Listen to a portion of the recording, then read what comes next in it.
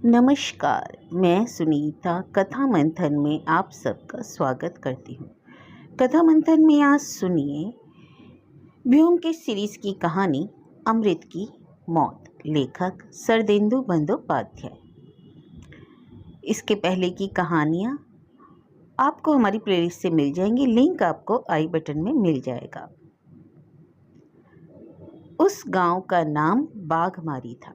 वह railway line के करीब था, परंतु गांव में पहुंचने के लिए स्टेशन से 1 मील पैदल चलना पड़ता था। दोनों के बीच एक घना जंगल था। ग्रामीण आमतौर पर स्टेशन तक आने जाने के लिए जंगल में प्रवेश नहीं करते थे। वे रेल पटरी की सुरक्षा के लिए लगी कटीली तारों के बीच से निकलकर पटरी के साथ साथ पैदल चलते थे। स्टेशन का नाम संताल गोला था। वह काफ़ी बड़ा स्टेशन था और उसके आसपास एक कस्बा बन गया था। वह क्षेत्र धान के मामले में बहुत धनी था। उस क्षेत्र से धान और चावल दोनों का निर्यात होता था। वहाँ चावल की 2 मिलें भी थीं। युद्ध के दौरान अमरीकी सैनिकों की एक टुकड़ी ने कुछ समय तक संताल गोला और बाघमारी के जंगलों में अपना पड़ाव डाला था। वे अक्सर नंगे बदन केवल एक पजामा पहने घूमते थे और किसानों के साथ बैठकर धूम्रपान करते थे। युद्ध समाप्त होने के बाद वे अपनी कुछ अवैध संतानों और छोटे हथियारों को छोड़कर अपने घर वापस लौट आए। जिस काम के सिलसिले में मैं और ब्योमकेश काफ़ी समय से सांताल गोला में थे, उसका संबंध भी उपयुक्त हथियारों से ही था, जिसका विवरण मैं बाद में दूंगा। वर्तमान में जिस कथा से मैं आपको इस समय जोड़ रहा हूँ, प्राथमिक तौर पर उसका संबंध बाघमारी गांव और उसके कुछ व्यक्तियों से है, जिसके प्रारंभिक भाग में उस गांव में कुछ युवक हैं। बाघमारी गांव के कुछ परिपूर्ण मकानों में सदानंद सुर का घर सबसे पुराना था। उसमें 3 कमरे, सामने एक पक्का आंगन और एक अन्य अहाता घर के पिछवाड़े था, जिसके चारों ओर दीवारें बनी हुई थी। उनके घर के ठीक पीछे जंगल शुरू हो जाता था। सदानंद सुर काफ़ी बूढ़े हो चले थे, लेकिन चूंकि उनका कोई परिवार, पत्नी अथवा बच्चे नहीं थे, इसलिए वह अपने पैतृक मकान में अकेले रहते थे। उनकी एकमात्र बहन रेलवे के किसी कर्मचारी से ब्याही थी, लेकिन चूंकि वे लोग शहर में रहते थे, इसलिए सदानंद बाबू के साथ उनकी घनिष्ठता नहीं थी। गांव के अन्य लोगों के साथ उनका संबंध बहुत करीबी नहीं था। एक और जहां उनकी किसी से शत्रुता नहीं थी, वहीं दूसरी और किसी के साथ अंतरंगता भी नहीं थी। अधिकतर दिनों में वे रोज सुबह बहुत तड़के जाग जाते थे और स्टेशन के समीप वाले कस्बे में चले जाते थे, जहां से वे शाम को घर लौटते थे। कोई नहीं जानता कि वे अपने गुजर बसर के लिए क्या काम करते थे। कोई कहता था कि वे धान और चावल की दलाली करते थे। कुछ अन्य लोग कहते कि उनका गिरवी घर है। कुल मिलाकर वह अपेक्षाकृत एक किफ़ायती इंसान थे। सामान्यतः लोगों को उनके बारे में मात्र इतनी ही जानकारी थी। अप्रैल की एक सुबह सदानंद अपने घर से मझोले आकार का एक संदूक और किरमिच का एक बैग लेकर निकले थे। वह घर में ताला बंद करके एक हाथ में संदूक और एक हाथ में बैग लिए हुए अपनी यात्रा पर निकल गए थे। उनके घर के सामने मैदान और कुछ खेत थे। सदानंद खेत को पार करके जब रेलवे लाइन के साथ साथ अपने गंतव्य की ओर जा रहे थे, तो उन्हें गांव का बूढ़ा मुखिया हीरू मिला। उसने पूछा, सुबह सुबह इतना सारा सामान लेकर कहाँ चल पड़े? मैं कुछ दिनों के लिए बाहर जा रहा हूँ, सदानंद ने उत्तर दिया। अच्छा, क्या तीर्थ यात्रा पर जा रहे हो? हीरू ने पूछा। सदानंद उसके इस प्रश्न पर मुस्कुराकर आगे बढ़ गए। अपने पापों को प्रायश्चित करने से पहले ही निकल पड़े, हीरो ने टिप्पणी की। आपकी आयु कितनी है? 45 वर्ष, सदानंद ने चलते चलते जवाब दिया। वापस कब आओगे? हीरो ने पीछे से आवाज़ देकर पूछा। 1 सप्ताह या इसके आसपास, सदानंद चले गए। उनका अचानक तीर्थ यात्रा पर जाना गांव में चर्चा का विषय बन गया। किसी को उनके बुढ़ापे में इस धार्मिक कृत्य से कोई संदेह नहीं हुआ। इससे पहले विगत 10 वर्षों में उन्होंने एक भी रात गांव के बाहर नहीं बिताई थी। सब लोगों ने यही माना कि सदानंद सुर आमतौर पर अपने कारोबार के सिलसिले में बाहर जाते रहते थे, इसलिए किसी को यह संदेह ही नहीं हुआ कि वह किसी गुप्त उद्देश्य से बाहर जा रहे थे। 3 या 4 दिनों बाद गांव के कुछ नौजवान लड़के सदानंद सुर के मकान के सामने वाले मैदान में इकट्ठा हुए। उस गांव में कोई 25 सामान्य परिवार रहते थे। सूर्यास्त के बाद स्थानीय युवक उस मैदान में बातचीत करने के लिए एकत्र हो जाते थे। उनमें से कुछ लड़के गाना गाते थे और कुछ वहां बैठकर धूम्रपान करते थे। सर्दियों और बरसात के मौसम को छोड़कर वे लोग हमेशा वही एकत्र होते थे। आज सारे लड़के अमृत नामक एक युवक को छेड़ रहे थे। कुछ चंचल स्वभाव का अमृत गांव के किसी निवासी का अनाथ भांजा था। वह बेतरतीब ढंग से लंबा, दुबला, पतला और अपेक्षाकृत कुछ अधिक ही बातूनी था और हमेशा अपनी हिम्मत और बुद्धिमत्ता दिखाने की कोशिश करता रहता। इसलिए जब अवसर मिलता तो गांव के अन्य लड़के उसका मजाक उड़ाते थे। ऐसा ही कुछ उस दिन हुआ।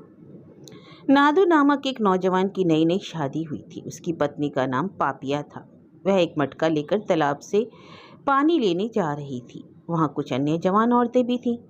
अमृत पानी पर पत्थर फेंक रहा था और जब उसने नादू की पत्नी को जल्दी जल्दी पानी लेने जाते देखा तो उसने अपने मुंह से पापिया भारतीय कोयल यानी कि पियू पियू पिया पिया की आवाज़ निकाली। अन्य जवान औरतें उसे सुनकर मंद मंद मुस्कुराने लगी और वे थी दुल्हन तुरंत अपने घर वापस लौट आई और अपने पति से घटना की शिकायत की। क्रोधातुर नादू हाथ में लाठी लेकर घटनास्थल की ओर भागता हुआ आया, जिसे देखकर अमृत तालाब के किनारे नारियल के पेड़ पर चढ़ गया। गांव के बड़े बुजुर्ग मामला शांत कराने पहुंचे। प्रत्येक यहाँ तक कि जिद्दी नादू स्वयं जानता था कि अमृत की नीयत बुरी नहीं थी। चीजें हाथ से बाहर नहीं निकली, लेकिन अमृत अपने दोस्तों की फब्तियों से नहीं बच पाया। जैसे ही वह शाम को मैदान में पहुंचा तो सब लोगों ने उसे घेर लिया। अरे वैसे तो तुम बड़े बहादुर बनते हो, पताल ने ताना मारा, लेकिन नादू से लड़ नहीं सके, उल्टे पांव बचाव के लिए नारियल के पेड़ पर चढ़ गए। अमृत ने प्रतिवाद किया, मैं तो एक नारियल तोड़ने के लिए पेड़ पर चढ़ा था। मैं नादू से कतई नहीं डरता। यदि उसके हाथ में लाठी नहीं होती तो मैं उसकी ऐसी की तैसी कर देता, ऐसी पिटाई कर देता कि बिस्तर पर पड़ा कर रहा होता। अद्भुत, गोपाल ने कहा।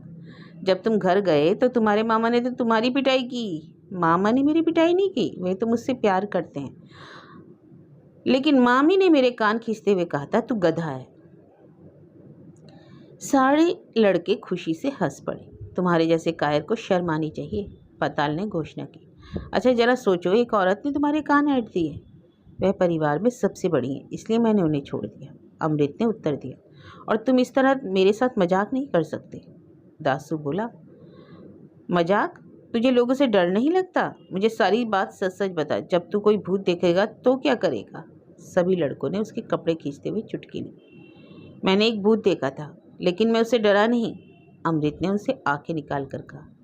तूने भूत देखा था? कब, कहाँ? सारे लड़के एक साथ बोल पड़े। वह उस जगह पर। अमृत ने गर्व से जंगल की और अपनी पतली बाहों से इशारा किया। कब देखा, सच सच बता।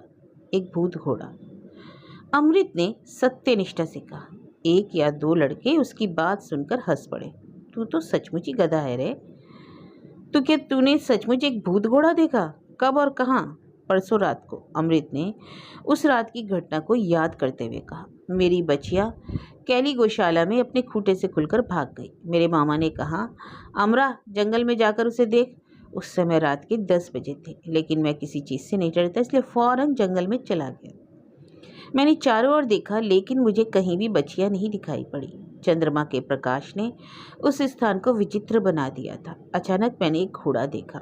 उसके खुरों की खड़खड़ाहट सुनकर मुझे लगा मेरी बचिया मुझे मिल गई, लेकिन जब मैं उसकी ओर मुड़ा तो वह अचानक जंगल में गायब हो गया। वह एक काला घोड़ा था और उसके नथुनों से चिंगारी निकल रही थी।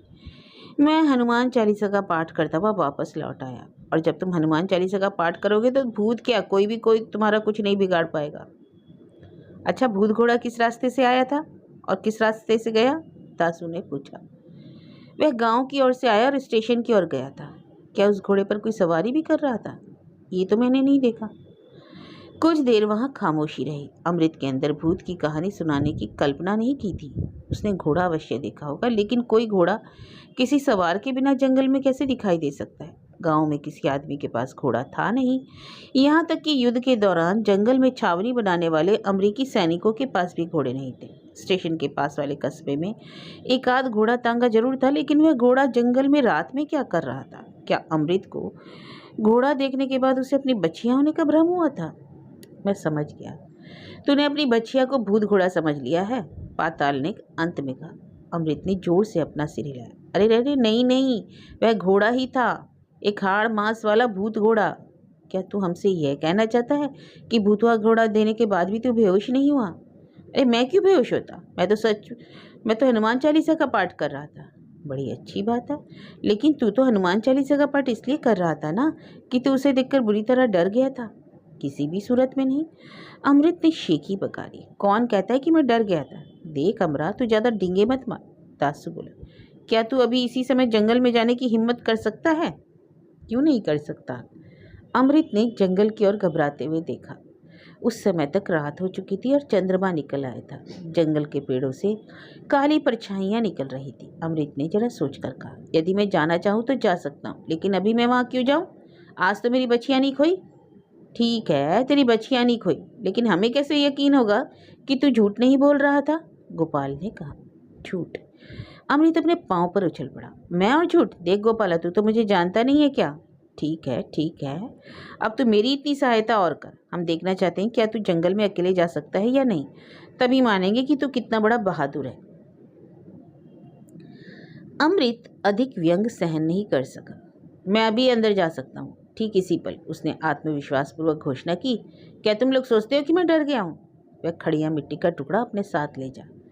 पताल ने उसे पीछे से आवाज़ दी। तुझे ज़्यादा अंदर जाने की जरूरत नहीं, तू तो बस सदानंद सूर दादा के मकान के पीछे उस लंबे से कपास के पेड़ तक चला जा। वहाँ जाकर खड़िया से निशान लगा देना, जिससे हमें पता चल जाएगा कि तू सचमुच वहाँ तक गया था। अमृत ने उसे खड़िया लेते हुए थोड़ा आशंकित स्वर में पूछा। तुम सब लोग मेरे लौटने तक यहीं रहोगे ना? हाँ हाँ, हम यहीं रहेंगे। अमृत जंगल की ओर चल पड़ा। वह ज्यों ज्यों आगे जाता त्यों त्यों अपने पैर घसीटता जाता। आखिरकार वह सदानंद सूर के घर के पीछे जाकर गायब हो गया। मैदान में बैठे सभी लड़के हल्की चांदनी रात में उसकी ओर खामोशी से घूरते रहे। उनमें से एक बोल पड़ा, हो सकता है कि वह सदानंद सूर के घर के पास जाकर छिप गया हो। दूसरा लड़का मंद मंद मुस्कुराया। थोड़ा समय गुजर गया। सभी की आंखें जंगल पर लगी। अचानक जंगल से धमाके की आवाज़ आई। वह किसी पेड़ की डाली टूटने की आवाज़ नहीं थी। लड़कों ने हैरानी से एक दूसरे की ओर देखा। थोड़ा समय और बीत गया, लेकिन अमृत वापस नहीं आया। जिस कपास के पेड़ तक उसे जाना था वह उस स्थान से 50 या 60 गज से अधिक दूर नहीं था जहाँ सारे लड़के बैठे हुए थे। उसे लौटने में इतनी देर क्यों हो रही थी? 3 या 4 मिनट बाद पताल लड़का खड़ा हो गया। चलो हम लोग चलकर देखते हैं, अमरा को इतनी देर क्यों हो रही है? जिस रास्ते से अमृत गया था उसी पर लड़के समूह में आगे बढ़े। एक लड़के ने कहा, कहीं वह भूत घोड़े पर सवारी तो नहीं कर रहा है? लेकिन अमृत भागा नहीं था। कपास का पेड़ सदानंद सूर के घर के पिछले दरवाजे से लगभग 25 गज दूर था। चंद्रमा की रोशनी में उन्हें कोई सफ़ेद चीज़ दिखाई दी। उसे देखने के लिए वे लोग नज़दीक गए। वह अमृत था। उनमें से एक लड़के ने माचिस जलाई। अमृत पीठ के बल जमीन पर पड़ा हुआ था और उसकी छाती से निकले खून से उसकी कमीज तर हो गई थी।